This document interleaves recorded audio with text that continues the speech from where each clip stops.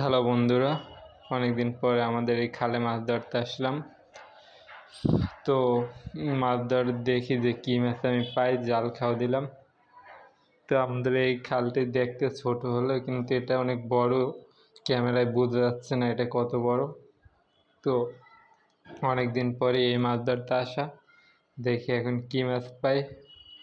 বেশ মনে হয় কিছুই উঠে নাই, না মাছই উঠছে, বড় মাছের পোনা উঠছে।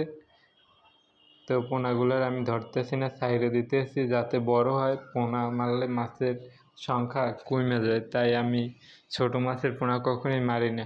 যেগুলো বড় হয় তো ওইগুলো আমি সাইডে দিই। তো আপনারা সবসময় মাছের ছোট পোনা সাইডে দিবেন, তাহলে মাছও পরে বেশি পাইবেন। আর একটা ছোট মাছ মারলে তেমন কিছু হয় না, কিন্তু একটা ছোট মাছ বড় বানাইলে ওইটা যদি ডিম ছাড়ে তাহলে অনেক মাছ হয়, একটা মাছে অনেক মাছ দেয়।